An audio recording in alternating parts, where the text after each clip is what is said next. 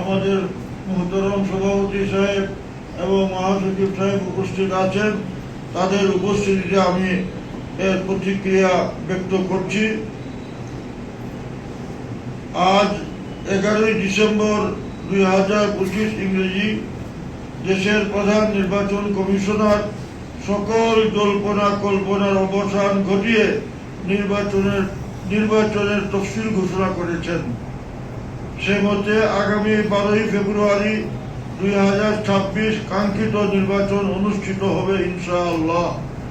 আমরা আশা করব নির্বাচন কমিশন তাদের সঠিক দায়িত্ব পালন করবেন এবং কোনো প্রকার পক্ষপাতিত্ব সুষ্ঠু নির্বাচন জাতিকে উপহার দিবেন।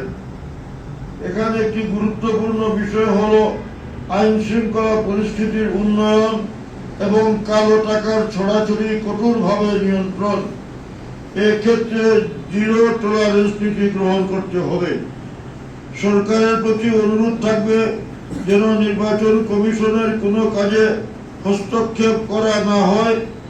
তেমনি রাজনৈতিক দলগুলোরও দায়িত্ব আছে নির্বাচন সুষ্ঠু হতে পরিবেশ সৃষ্টিতে সকলের সহযোগিতা করা।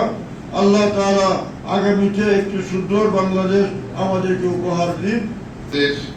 দলের সম্মানিত সিনিয়র সহসভাপতি বিশিষ্ট রাজনীতিবিদ মাওলানা আব্দুর রবি ইউসুফী সাহেব আজকের এই তফসিল ঘোষণা পরবর্তীতে দলীয় প্রতিক্রিয়া, দলের পক্ষ থেকে প্রতিক্রিয়া দিলেন। আমরা জমিয়ত উলামা ইসলাম বাংলাদেশ আজকের এই তফসিল ঘোষণাকে স্বাগত জানাচ্ছি।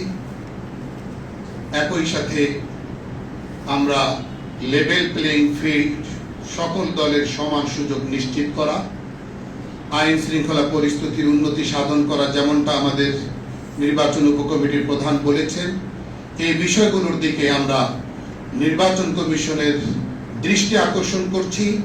কোনোভাবেই পক্ষপাতমূলক আচরণ কাম্য নয়। আমরা যেন বহুল কাঙ্ক্ষিত একটি সুন্দর, অর্থবহ, সর্বমহলে গ্রহণযোগ্য একটি নির্বাচন দেখতে পাই।